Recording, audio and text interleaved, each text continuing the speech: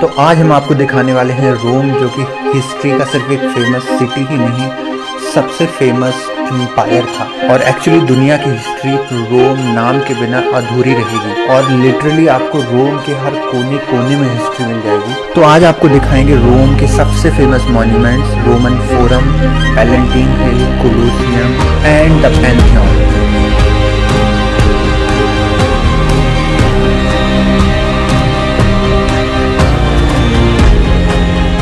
लोग कर रहे हैं चेकआउट अभी अपने रूम से, जा रहे हैं नाश्ता करने। अभी बहुत जल्दी ट्रेन है हमारी, तो चलते हैं। हम लोग आ चुके हैं स्टेशन, 7:48 की ट्रेन है और हमें पता चला इस बार 2 मिनट जल्दी चल रही है और उन्होंने ईमेल भी कर दिया है। एकदम खाली है ये प्लेटफॉर्म, क्योंकि लोग एकदम एग्जैक्ट टाइम पे आते हैं। ये देखो, ये कोई और, ये ट्रेन इटालिया की विवाल्टो ट्रेन है और ये इटालो दूसरी कंपनी है, उसका ट्रेन है।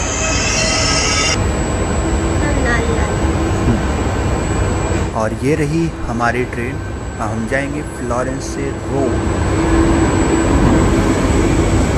बस हम लोग पहुंचने वाले हैं रोमा टर्मिनी। ऐसे कुछ दिखती है ट्रेन। तो welcome to Rome, welcome to another day in Italy. Finally हम लोग आ चुके हैं रोम। हम पहला टूर यहाँ पे ले रहे हैं। हम देखने जा रहे हैं रोम के सबसे फेमस लैंडमार्क्स को। हम सबसे पहले जा रहे हैं हम लोग पैलेंटीन हिल और रोमन फोरम। तो पैलेंटीन हिल पे ही एक्चुअली रोम की स्थापना हुई थी, जो कि रेमस और रोमुलस नाम के 2 लोगों ने की थी। इसके बाद आता है रोमन फोरम, जो कि एंशिएंट रोम का सिटी सेंटर था। यहीं पे मार्केट्स लगते थे, लोग शॉपिंग करने आते थे, पॉलिटिकल स्पीचेस होते थे और यहीं पे रोम की सेनेट और पार्लियामेंट थी। ये एक टेम्पल है, दूसरा एक टेम्पल है गॉड ऑफ नेपच्यून का। जूलियस सीजर को यहाँ पे दफनाया गया है। ऑगस्टीन एंड एंटोनियो का टेम्पल है और ये लैटिन लोगों ने बनाया था, तो इनके एक्चुअली टेम्पल्स थोड़े डिफरेंट होते थे। तो आपको यहाँ जाना अलाउड नहीं होता था एक कॉमन आदमी को, बट अभी है।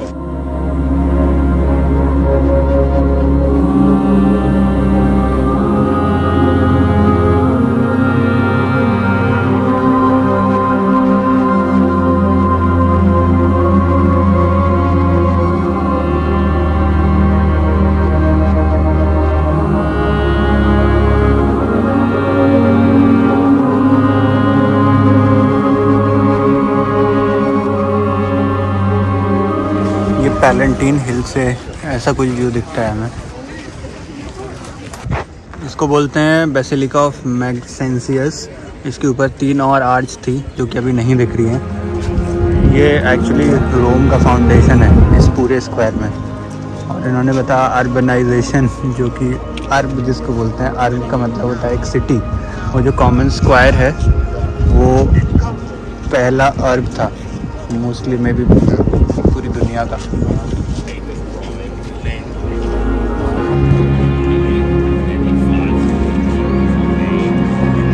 हम जा रहे हैं कोलोसियम की तरफ, जो कि शायद दुनिया का सबसे मशहूर स्टेडियम है। इस पे अलग अलग ज़माने में अलग अलग लोगों ने एटलीस्ट 10,000 किताबें लिख चुकी हैं और आज के ज़माने पे भी ऐसी बिल्डिंग बनाना ऑलमोस्ट इम्पॉसिबल है। तो चलिए देखते हैं कि रोम को द इटर्नल सिटी क्यों बोलते हैं। इमेजिन करिए अपने आप को मिलियंस ऑफ लोग जो इस कॉरिडोर में चले हुए हैं। आज भी एक स्ट्रक्चर एग्जैक्टली वैसी है जैसे पहले थी।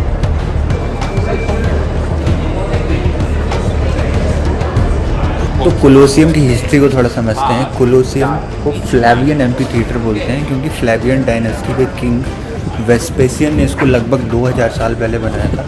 और उस ज़माने में भी एक one of the biggest amphitheatre या स्टेडियम था, क्योंकि इसमें 80,000 से 1 लाख लोग बैठ सकते थे। और कोलोसियम को मेनली ग्लैडिएटर गेम्स के लिए यूज़ किया जाता था।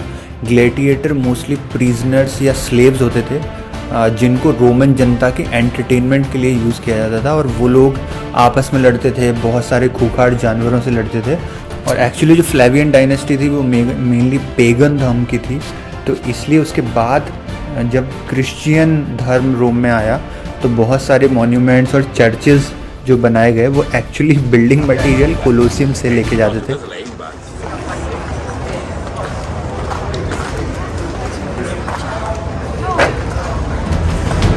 हम लोग रोमन्स जैसे ऊपर चढ़ गए। जाते थे, रोमेंस चढ़ा करते थे स्लावियन एम्फी थिएटर में एक मैच देखने।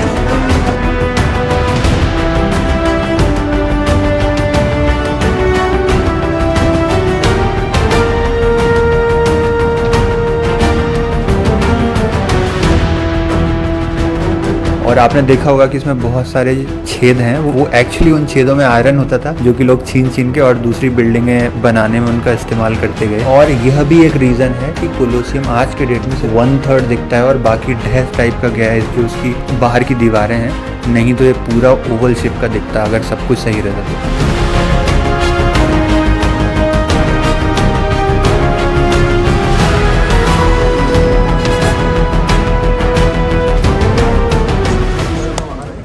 ये है मेन कोलोसियम।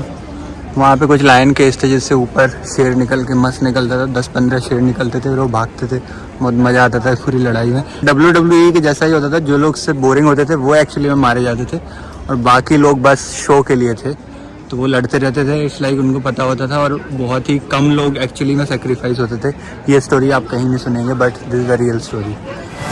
तो हो गया भाई हमारा कोलोसियम का टूर। एक्चुअली ये बना था कुछ 2000 साल पहले और टाइटस डोमस बहुत सारे जनरेशन्स ऑफ रोमन एम्परर्स ने मिलकर बनाया था, किसी एक आदमी ने नहीं बनाया। ये एक्चुअली सबसे बड़ा स्टेडियम नहीं था अगर एम्फी थिएटर्स की बात करें। इससे जस्ट दूर एक सर्को मैक्सिमस है जिसमें कि 2.5 लाख लोग एक साथ बैठ सकते थे। मतलब बहुत ज़्यादा बड़ा है, आपने पिक्चर्स में देखा होगा, फोटोज़ में, और उससे कहीं ज़्यादा बड़ा है जब आप एक्चुअली में इसको देखते हैं। तो ऐसे ही कुछ रोम की सड़कों पर घूम रहे हैं। हम एक्चुअली अब कोलोसियम से जा रहे हैं हम लोग पैंथियन।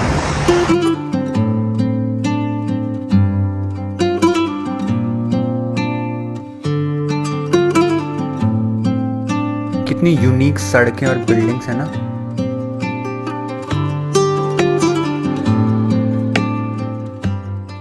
तो हम लोग इस वाले पिज़्ज़ेरिया पे, इसका नाम है पिज़्ज़ा एंड मोज़रेला।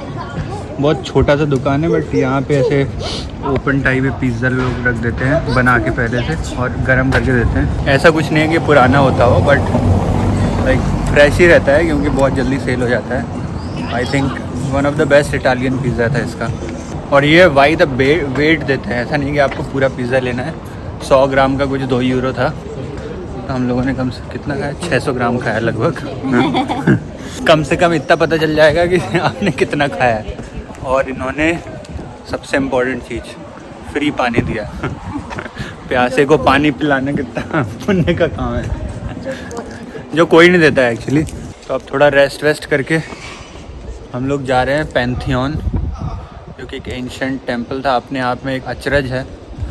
और बोलते हैं कि जो ब्रूनोलेस्की ने अभी फ्लोरेंस में आपको जो डोम दिखाया, उसका इंस्पिरेशन उसने यही वाले डोम को स्टडी करके लिया था। देखते हैं ब्रूनोलेस्की को क्या अच्छा लगा था, शायद हम लोगों को भी कोई इंस्पिरेशन मिल जाए और हम लोग भी कुछ डोम वोम बना दें, क्या पता। और ये सही बात है कि रोम में 30,000 से ज़्यादा प्लेसेस ऑफ इंटरेस्ट हैं, मतलब कुछ ना कुछ इंटरेस्टिंग जगह है यहाँ पे, हिस्टोरिकल सिग्निफिकेंस है कुछ। और जो भी जितना भी यूरोपियन कैपिटल्स हैं आप सबको मिला दोगे, इसका डबल से ज़्यादा सिर्फ अकेला रोम में है। एक रैंडम गली में चले जाओगे तब भी कुछ ना कुछ मिल जाएगा।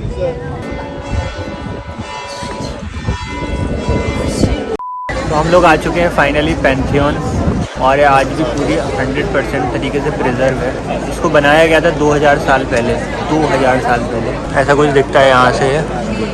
हेड्रियन के टाइम पे यह बना था। और पैंथियन का मतलब होता है ऑल गॉड, तो ये सारे गॉड्स को डेडिकेट करके बनाया गया था। और ये पहले एक टेम्पल था एक्चुअली, लोग पूजा करने आते थे यहाँ पे, बट बाद में इसको एक चर्च में कन्वर्ट कर दिया गया 17th सेंचुरी में। तो आज भी ये फुली फंक्शनिंग चर्च। पैंथियन के अंदर जाने की कोशिश कर रहे हैं हम लोग।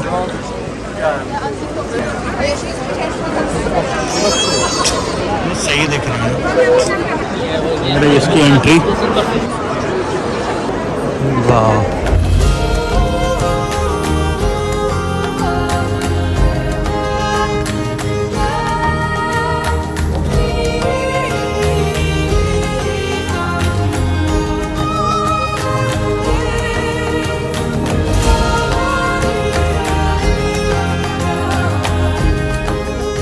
और ये जो आप कलर टाइल्स देख रहे हैं, ये बहुत यूनिक थी उस ज़माने में, इसलिए ये पूरे एरिया को इन्होंने प्रिजर्व किया हुआ है, क्योंकि ये बहुत सारे डिसकलर होकर अभी वाइट दिखने लगे हैं। ये कोलोसियम में भी कलर टाइल्स थे जो कि 1-2 जगह मैं देखा, बट अभी बिकॉज इतना टाइम हो गया है अभी मोस्टली इनका कलर चला गया है।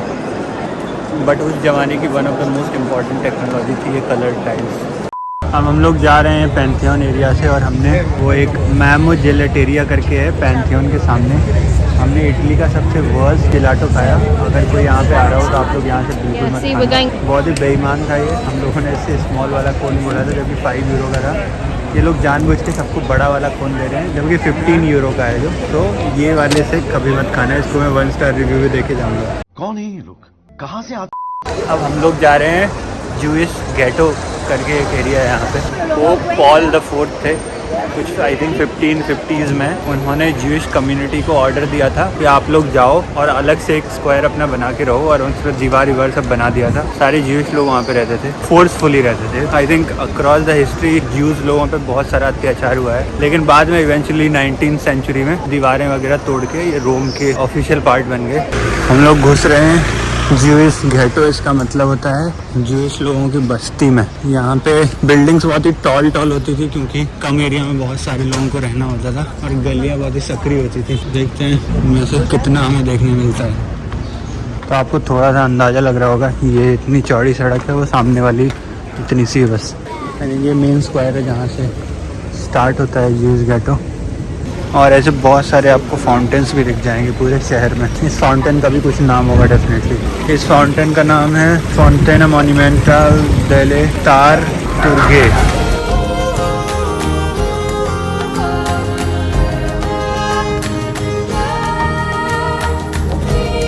यह है कुछ जूइश गेटो की गलियाँ। जूइश गेटो का बहुत अच्छा मैप मिला है हमें। ओके, ये नॉर्मल सिटी में देख सकते हैं आप डेंसिटी इमारतों की। जूइश गेटो में देख सकते हैं डेंसिटी। ये कुछ जूइश कल्चर के इम्पोर्टेंट चिन्ह कुछ है। देखिए कितना सुंदर होटल लग रहा है, पेरिस का फील आ रहा है इससे। जूइश गेटो के कुछ रेस्टोरेंट्स वगैरह हैं, काफ़ी हैपनिंग जगह है। अभी इन्होंने काफ़ी अच्छा बना दिया है। हम लोग अभी रोम की मेट्रो लेने वाले हैं। यहाँ का मेट्रो बहुत ही छोटा है, इसमें सिर्फ लाइन है और लाइन भी है। बस से करते हैं थोड़ा, और बस भी उतना अच्छा नहीं है जितना कि स्विट्जरलैंड में था। स्विट्जरलैंड का ट्रेन सिस्टम हमें बेस्ट लगा।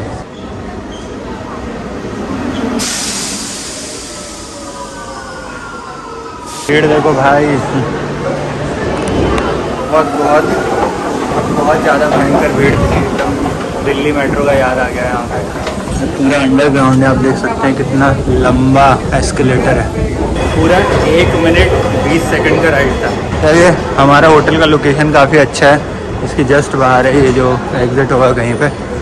तो अभी चलते हैं अपने होटल। हम लोग आ गए हैं अपने फाइनली होटल। इसका नाम है होटल नेपोलियन। हमें सुबह टाइम नहीं मिला था, जल्दी से सामान रख के चले गए थे। अभी थोड़ा दिखाते हैं आपको। चलिए चेक इन करते हैं फाइनली। यस,